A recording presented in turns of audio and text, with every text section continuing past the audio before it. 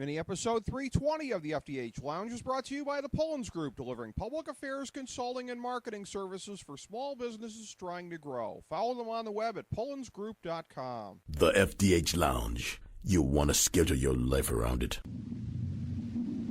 A long time ago, on a gloomy, wet Cleveland spring night, two men stand alone amidst the late-night drizzle. Their voices echo across the vacant station parking lot as they debate the merits of the great American radio show that have been missing for far too long. On that night, an idea was born. That idea became the FDH Lounge.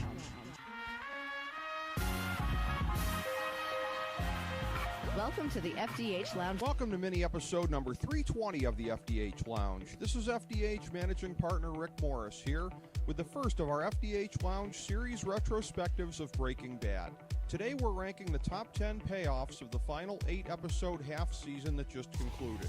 Showrunner Vince Gilligan warned that developments in the final 8 episodes would come more fast and furious than ever before, partially because a greater span of time was being covered, and partially because an absolutely epic ending awaited.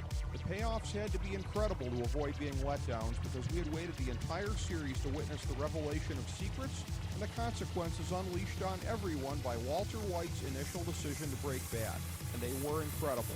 Here in our estimation were the top 10 ones featured in the last run.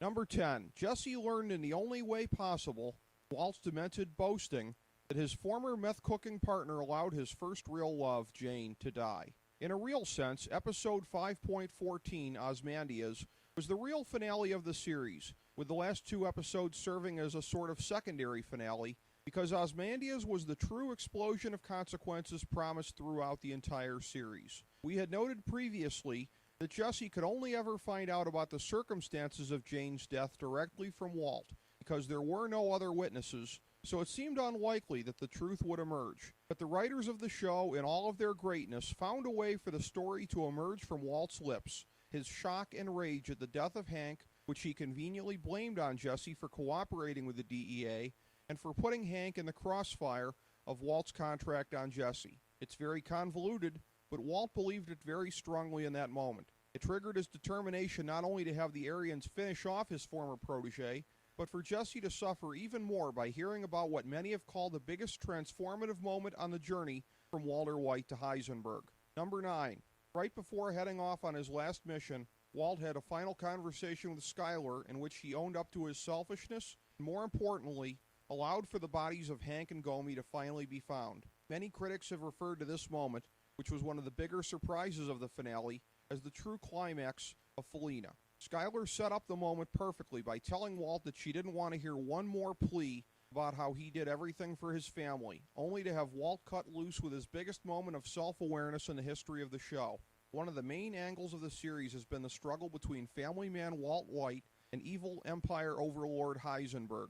We mentioned in the preview of Granite State that we were about to witness the manifestation of a third persona, Mr. Lambert, as he was to be known after the grid eraser moved him to New Hampshire. Looking different with new glasses and a full head of hair, much to Uncle Jack's amusement, we knew from the flash forwards just how much this somber man had on his mind in dealing with the consequences, the exact measures of which we now know. But we didn't know exactly what shape this persona would entail. It turns out that the months in New Hampshire molded him by causing a melding of Walt and Heisenberg, an acceptance on his part that he was both a loving family man who never cheated on Skyler even after he learned about the IFT episode, and an absolute monster who let nothing stand in the path of his empire building. Felina was the story of Walt coming to grips with the good and bad he had done, mostly bad, and trying to use his better late than never self-awareness to depart in the best circumstances still available to him. His moment with Skyler, which was probably too insubstantial after everything that had happened to qualify as true closure, nevertheless reassured her that she was right to have opposed his actions, at least when she did actively oppose them, and that the bodies of Hank and Gomi could at least be recovered. Plus, with him dead, there would be no point to continuing the prosecution of Skyler, and with him showing uncharacteristic humility and telling her that he was dying broke, he increased the odds that she and Flynn will accept the money that is coming from gray matter in 10 months. Had Walter been as self-aware through the course of the series, the story would never have been as great as it was. But with the writers allowing him this development at the end, it provided an impactful moment we never thought we'd see. Number 8.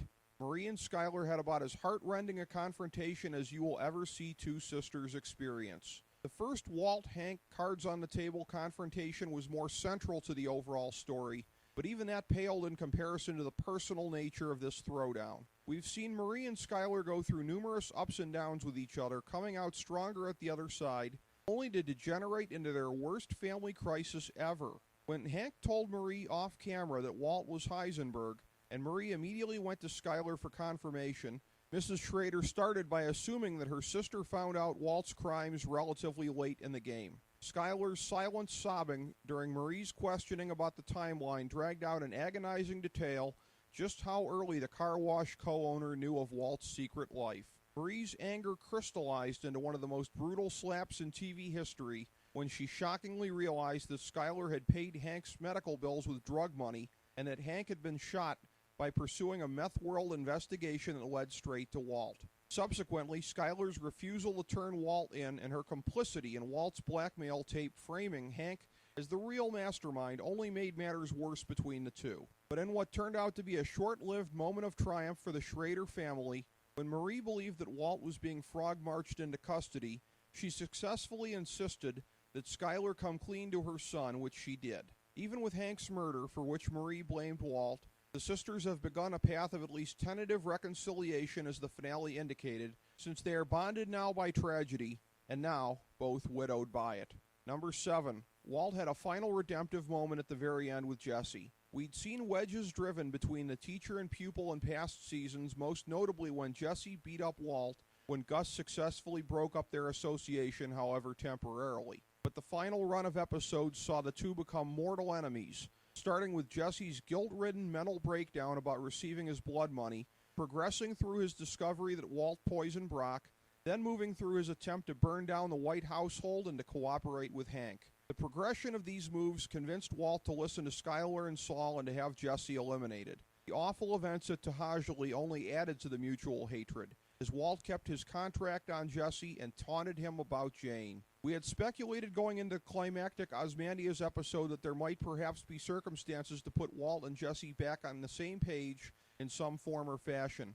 We were wrong about the specific outlines of how it would happen, but sure enough, in the series' final segment, Walt came face-to-face with Jesse, now a meth-cooking slave at the hands of the Aryan gang. He had fully intended for Jesse to die as part of the mass murder/suicide that he had planned with the machine gun device. But in the final, fateful decision of his life, Walt took mercy on Jesse, tackling him to get him out of range of the overwhelming spray of bullets that was coming, and in shielding him physically, taking the bullets that would ultimately kill himself and not his estranged pupil. After disposing of the rest of the gang in the massacre's aftermath, Walt actually offered Jesse the chance to kill him, but the younger man, already scarred by too much blood on his hands, chose to forego the opportunity he had long desired. Any attempt between the men for full closure, any attempt to find words on either side would have seemed very hollow for all that had happened. So the final knowing nod between each man as Jesse drove off into his mysterious future and Walt stayed behind to die on the lab floor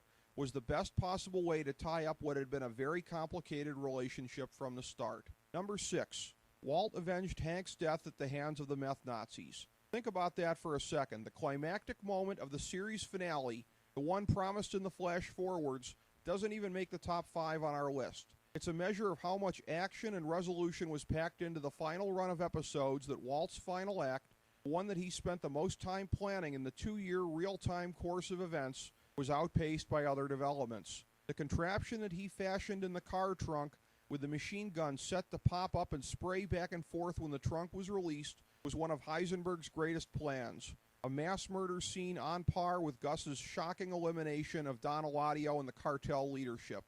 Gus had foreshadowed his plan by telling Hector, "This is what comes of blood for blood," as his motivation came straight back to the killing of his partner.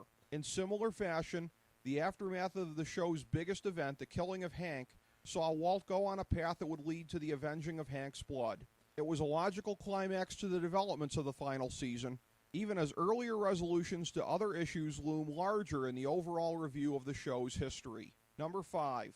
Jesse learned that Walt poisoned Brock. Unlike Walt's passive but aware decision to let Jane choke to death, there was somebody who could incriminate Walt in the way he used this child to trick Jesse into helping him kill Gus. And sure enough, Saul, underestimating Jesse as he occasionally did, utilized Huel to pickpocket one time too many, as the young man realized in a moment of shock and rage that the bodyguard's pat-downs were actually used for the purposes of pickpocketing and switching material. The look of horror on his face as he realized not only what Walt was capable of, but that his mentor had allowed him to think that his own negligence had put the boy at risk was one of the most memorable expressions he ever flashed. Saul's desperate confession at gunpoint about his role in threatening Brock's health was the key moment in flipping Jesse to become a mortal enemy of Walt's, which he would remain until the final moments of the series. Number 4, Walt Jr., now known as Flynn, ripped out Walt's heart in the fashion he deserved by first calling the police on him and then wishing death on him after learning of his father's evil.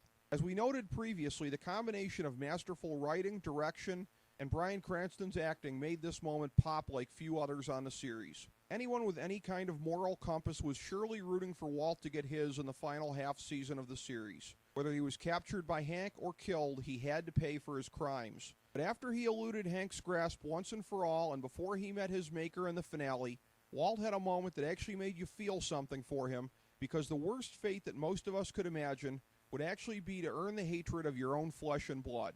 Given Flynn's longtime closeness to Walt, and the fact that he sided with his father when his mother gave him the boot, it was hard to imagine that the revelation of Walt's crimes could turn his son against him to this degree. But Flynn's reverence for his Uncle Hank, combined with the strong inference that his father had him killed to save his own skin, shattered any feelings of love for his father. The diving attempt of this young man with cerebral palsy to save his mother in the awful knife fight in Ozymandias, combined with him calling the police on his father, gave the first indication of how his feelings had been transformed. But Walt's phone call to him from New Hampshire was one of the most wrenching moments in a final run of episodes that featured them left and right. As viewers, most of us wished death or capture on Walt in the final run of episodes. But in Granite State, we saw Walt suffer a fate much worse than either, having his final words from his son be a bitter wish for him to die. Number 3. At the end of the half-season's initial episode, Hank and Walt had a confrontation that had been building all the way since the pilot episode.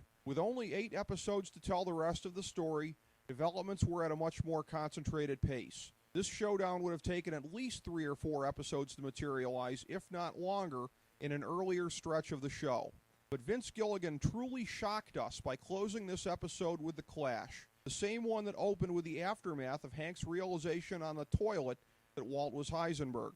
Less than 60 minutes of TV time separated Hank's discovery to all cards being put on the table. The writers deserve a lot of credit for not artificially postponing this explosive moment, and in so doing, they telegraphed that the remaining moments of consequence would be even more memorable. Number 2.